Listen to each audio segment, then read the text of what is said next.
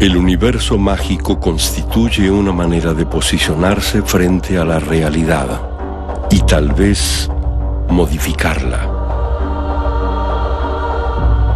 Es una compleja cosmovisión, un verdadero viaje hacia el interior de nuestra existencia.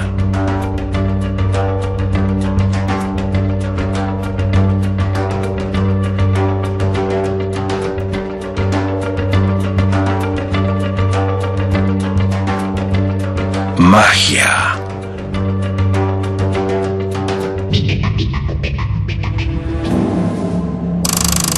Magia del caos. A partir de la década del 60, comenzaron a surgir una gran cantidad de prácticas mágicas. Una de las más inquietantes y poderosas es la magia del caos. Con respecto a la práctica mágica y a la utilización de deidades, tal como lo hacía, por ejemplo, la Aurora Dorada, ya para los años 70, contemporánea, por ejemplo, lo que podría ser el movimiento punk, aparece en Inglaterra y en Estados Unidos grupos que dicen: ¿por qué tengo que invocar a las deidades si yo no sé si existen siquiera? Estas personas, entre los que podríamos mencionar a Phil Hine, a Peter Carroll, empezaron a decir: ¿pero por qué? Si en definitiva estos dioses simplemente representan aspectos de mi propia psiquis. Basta que me sirvan para concentrarme, basta que me sirvan para focalizar mi intención mágica. Si en definitiva lo que importa es que yo me concentre y esto efectivamente traiga un resultado, traiga un cambio en la realidad. Y empieza a surgir todo un movimiento que se denomina la magia del caos. ¿Por qué magia del caos? Porque ellos dicen: existe esta energía primordial, existe esta energía primigenia de la cual todo brota. Yo me puedo comunicar a través de un estado alterado de conciencia, a través de mi concentración, con esta energía primigenia, con esta energía caótica, y a partir de esta conexión, producir este cambio en mi realidad tal como yo la entiendo. Los dos nombres que se asocian principalmente con el inicio de la magia del caos son Peter Carroll, que es así el más afamadamente conocido, y otro que se llama Ray Sherwin, que es un personaje con un poco de perfil más bajo, pero que también tuvo mucho que ver.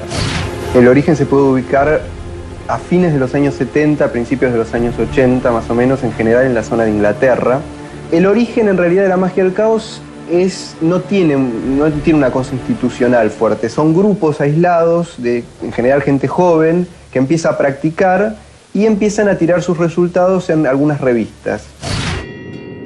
Para los caoístas hay una energía creativa básica, una energía vital o guía que es posible exteriorizar. La premisa fundamental que plantean Peter Carroll y Ray Sherwin es que la creencia en la magia, la creencia es una herramienta para lograr un fin. O sea, la magia del caos es como que no es un sistema mágico, usa sistemas, es un metasistema, una metacreencia que dice que en realidad uno puede utilizar cualquier sistema mágico, incluso no existente hasta ese momento. Uno puede ir desarrollando un cierto sistema de creencias con una coherencia que a uno lo motive, lo toque personalmente, y esto puede tener una efectividad mágica, o sea, puede traer resultados. Y otra noción básica que plantean es que en realidad detrás de todas las capas simbólicas de símbolos como los que tiene la cábala, el árbol de la vida, los planetas, que esto, que el otro, ellos dicen que en realidad desde el principio de la humanidad, cuando el hombre descubre el poder mágico, la capacidad de actuar sobre la realidad de ciertas maneras anómalas, digamos, las técnicas fueron siempre las mismas. Ellos dicen, las técnicas son las mismas. Lo que cambia es el entramado, el software, digamos, ¿no es cierto? El entramado simbólico, las creencias asociadas con eso. Pero la técnica, la operativa, es básicamente la misma. Estas son algunas de las dos creencias fundamentales. Peter Carroll y los 5 niveles de actividad mágica. Peter Carroll, la magia del caos, establece 5 niveles de actividad mágica, empezando por la hechicería, que sería simplemente una práctica mágica utilizando determinado tipo de elementos o herramientas, a fin de obtener algún fin determinado. Por otro lado, ellos especifican que existe otro tipo de magia que sería la magia chamánica, que se diferencia de la anterior porque en realidad involucra la alteración de la conciencia a través de un medio determinado, que puede ser, bueno, un tambor, el miedo, puede ser, por ejemplo, la sexualidad, en algunos casos, por ejemplo, como en los chamanes amazónicos, el uso de la ayahuasca, pero implica justamente esta posibilidad de estimular la conciencia, estimular la imaginación a través de estos estados alterados de conciencia. Otro de los niveles de actividades mágicas especificados por Carroll es el de la magia ritual. Es un nivel superior a los dos anteriores, en tanto reúne en sí justamente, por un lado, la utilización de herramientas, tal como lo haría la hechicería. Pero por otro lado también reúne esta capacidad de alteración de la conciencia propia de la magia chamánica. Por otro lado, y en un nivel superior estaría la magia astral. ¿Qué es la magia astral? Es la posibilidad de hacer todo lo anterior, pero ya ni siquiera necesitando herramientas. Este mago, el mago que domina la magia astral, puede simplemente visualizar sus herramientas mágicas y expresar casi mentalmente su intención. Y por último está lo que ellos denominan alta magia, que es el punto en el cual ya no hay barreras entre el mago y la fuerza de su voluntad. Se libera el genio intuitivo y este, poder interior sin necesidad de mediatizarlo, ni siquiera visualizando una herramienta mágica. Es como que hay una conexión directa entre el operador y esta fuente primigenia de energía. Obviamente es un nivel de magia, la alta magia, que no cualquiera puede alcanzar, solamente muy pocas personas. El caoísmo o magia del caos es una de las principales corrientes mágicas de la actualidad. Lo que vemos son algunas caoesferas que son símbolos identificatorios de esta corriente mágica. En realidad la palabra caos, magia del caos, no aparece hasta mitad de los 80, ¿no? La idea de movimiento, chaos magic, magia caoísta, están muy influenciados también por todo lo que era la ciencia del caos, que empieza a pegar mucho en ese momento, ¿no es cierto? Algunas de las influencias en realidad son mucho anteriores, o sea, incluso podemos pensar en Crowley, en Aleister Crowley, que tiene una actitud pragmática. La magia del caos es sumamente pragmática, le interesan los resultados, le interesa la técnica, le interesa la operativa, y algo muy fuerte de esto tiene Crowley en algún sentido. Crowley tiene una relación con sistemas mágicos, tiene obviamente con la Golden Dawn, con toda su historia, pero él, por ejemplo, en un momento, en una obra conocida que se llama Magic Without Tears, magia sin lágrimas, una alumna de él le pregunta: ¿las sefirot existen? ¿Los ángeles existen como cosas reales? Como con una inquietud filosófica. Ella quería decir, ¿esto que son seres que están ahí? Y él le dice, yo la verdad, eso no te lo puedo responder. Yo lo que sé es que hago determinadas operaciones y esto produce determinados resultados. También se puede ver una relación con un autor americano llamado Robert Anton Wilson y un movimiento con el que él tuvo cierta relación que se llamaba el movimiento discordianista, que esta gente lo que sustentaba, sobre todo el discordianismo, es que al esoterismo le faltaba una cuota de humor.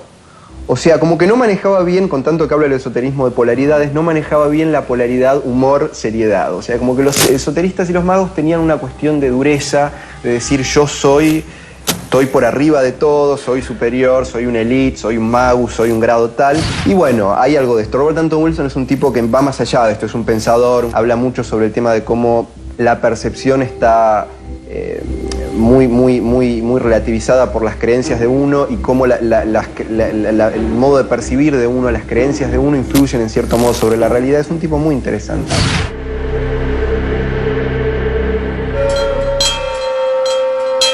El concepto de ritual es infinito. Toda ceremonia es un ritual.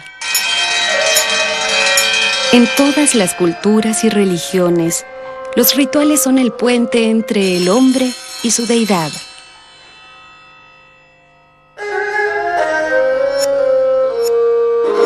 Magia.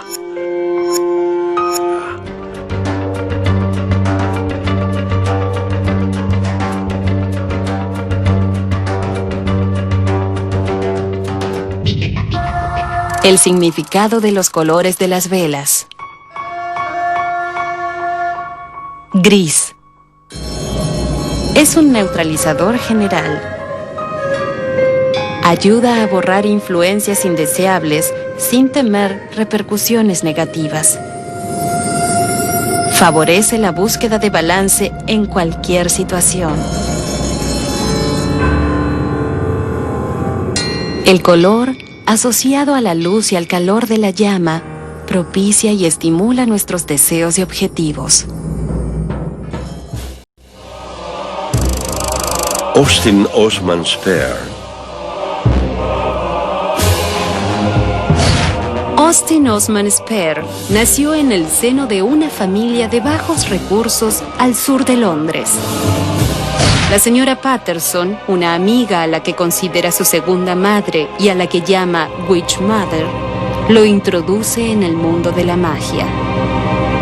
Una de las influencias muy fuertes que tiene el caoísmo es Austin Osman Spare, que fue un tipo controversial, digamos, en su momento fue un artista, pintor, vinculado con el esoterismo, pero con una actitud muy rebelde, digamos, con el tema de sistemas, con el tema de estructuras.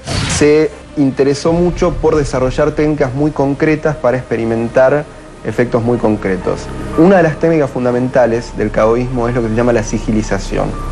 Básicamente, transformar deseos de determinados cambios en uno mismo, en el mundo, o sea, en cualquier ámbito, transformarlos en un símbolo, y ese símbolo mediante una cierta técnica, mediante una técnica que tiene que ver con entrar en un estado alterado de conciencia particular, de alguna manera dispararlo y que este deseo se transforma en realidad, se materializa de alguna manera, ¿sí? Sea un deseo interno, un cambio interno de hábitos, un cambio en características propias, una adopción de una cualidad. Por ejemplo, Austin Osman Spare es famoso, un ejemplo en el cual él cuenta que no recuerdo qué es lo que quería hacer o que necesitaba hacer, y necesitaba fuerza, y él genera un símbolo en el cual dice: deseo tener la fuerza de un tigre, y de alguna manera lo que logra es despertar una energía que le permite hacer una serie de tareas físicas con una fuerza que no era de ninguna manera la normal de él, ni era esperable que ocurriera espontáneamente. Bueno, esto es un poco el origen. Austin Osman Spare lo utiliza de una manera como más básica, más energética. Los caoístas lo toman a esto y lo utilizan para materializar resultados de alguna manera, en el sentido más amplio posible. La magia de sigilos. Una de las claves para el logro de efectos mágicos dentro del caoísmo son los estados alterados de conciencia a los que se puede llegar utilizando sigilos. La técnica de la sigilización transforma los deseos de cambios en símbolos y a partir de estados alterados de conciencia los dispara hacia la realidad. Otro de los planteos genéricos del caoísmo es que una de las claves para el logro de efectos mágicos son los estados alterados de conciencia. O sea, la idea es que nosotros estamos inmersos en una serie de sistemas de creencia que dicen la realidad funciona de cierta manera, de esta a la otra, la realidad material tiene tales límites, y esto de alguna manera condiciona cómo nos vinculamos con esa realidad, pero no es de ninguna manera el límite. Entonces, mediante la inducción de determinados estados alterados de conciencia, se puede vincularse con la realidad de una manera anómala, digamos, ¿no? Y lograr cambios de un modo diferente. El caoísmo, más que nada por ideas de Peter Carroll, se interesa en un estado en particular que él lo llama la gnosis, que no sé si tiene relación directa, habría que ver con la idea de la gnosis de la antigüedad, ¿no es cierto? Pero él le llama un estado particular en el cual en un instante desaparece, como que desaparece la conciencia ordinaria, desaparecen los pensamientos, desaparece todo vínculo ordinario con la realidad y hay como un vacío total centrado en el cual toda la energía está centrada en un único punto, está totalmente focalizado, y la idea es que ahí se proyecta el sigilo o ahí se hacen distintas operaciones mágicas. Carroll habla de que esto no es solo la magia del caos, es una recopilación de todas las prácticas de la historia. O sea, él dice que hay en general dos tipos de modos de inducir este estado. Uno es el inhibitorio y otro es el exaltatorio. En el inhibitorio, por ejemplo, tenemos la meditación, tenemos la deprivación sensorial, bueno, la relajación, distintos tipos de técnicas que llevan a calmar, a que la energía baje, los pensamientos en un momento empiezan a bajar, ¿no es cierto?, que todo se calma. Y otro es el exaltatorio, que es, no sé, puede ser la percusión, la danza frenética, puede ser la intoxicación en algunos casos, la violencia, plantean algunos, ¿no es cierto? Acá hay cuestiones, bueno, morales de alguna manera que se filtran. La idea es que la técnica en sí, el estado ese puede ser despertado por distintos tipos de técnicas. Los sistemas mágicos son fórmulas y procedimientos que sintetizan de algún modo todos los conocimientos y las prácticas esotéricas que el hombre ha desarrollado. Pero la magia existe desde siempre, previa a cualquier sistematización, aún antes de que el hombre abriese los ojos.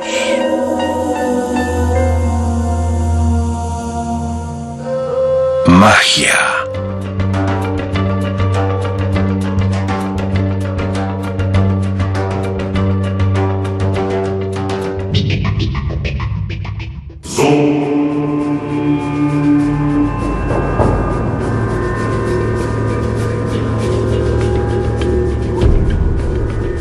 Magia lunar.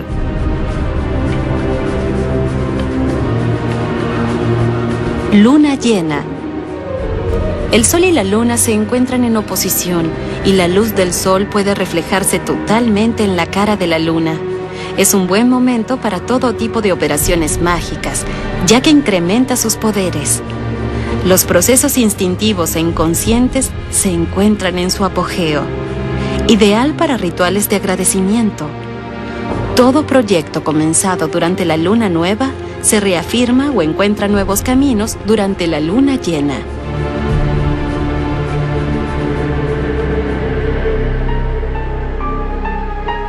¿Existen deidades para la magia del caos? La idea es que, Peter Carroll habla de esto, dice, los dioses probablemente son formas egregóricas sostenidas por un marco cultural, por un marco de creencia de una sociedad, sostenidas por la creencia cotidiana, sostenida por los ritos, sostenida por toda la energía emocional que va hacia eso, se genera una forma que tiene una cierta operatividad, o sea, puede generar efectos sobre la realidad. Con tanto tiempo de que se sostengan determinadas formas de creencia que tienen que ver, si uno ve los dioses, tienen que ver en realidad con rasgos psicológicos de las personas, o sea, uno ve los panteones clásicos y tienen que ver con características muy humanas, ¿no es cierto? Y la idea es que al sostener con la creencia mucho esto adopta una vida propia de alguna manera y de hecho tiene una energía propia, se alimenta de algún modo, se alimenta, entre comillas, de sus adoradores, sus creyentes y genera efectos, les da cosas. Puede verse como una creación cultural que tomó vida propia y que uno la puede utilizar y que tiene un poder egregórico, la idea de egrégora, ¿no?, que existe mucho en la magia, la idea de algo, una especie de campo mórfico, que es un lenguaje que a muchos caoístas les gusta utilizar estas cosas modernas, ¿no?, de la ciencia moderna, un campo mórfico, una presencia del pasado que sigue operando sobre lo real o puede operar, si se apela a ella, puede operar. Estos campos de energía tienen símbolos vinculados, los dioses tienen un montón de simbologías, un montón de características que están vinculados y uno mediante esos símbolos, mediante la creencia en eso, puede lograr beneficios.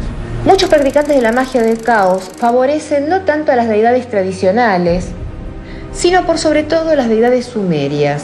Las deidades que en la mitología sumeria se denominan los antiguos. Aquellos seres monstruosos que surgen del vientre de la gran madre Tiamat, de la gran serpiente, del gran dragón, en su lucha contra Marduk y las hordas de dioses civilizados, por ponerlos en ciertos términos. Y también toman todo el panteón que crea Lovecraft para sus historias de terror, para sus cuentos de Cthulhu, y encuentran que justamente estos seres sin nombres, estos terrores sin nombres, estas fuerzas primordiales pugnando por apoderarse del mundo real, tal como las describe Lovecraft, son de alguna manera la vía más rápida para obtener estos cambios de conciencia que necesitan. Insisto, es una práctica mágica que puede tener su cierto riesgo dependiendo del individuo. Lovecraft y la magia del caos. El encuentro con el abismo.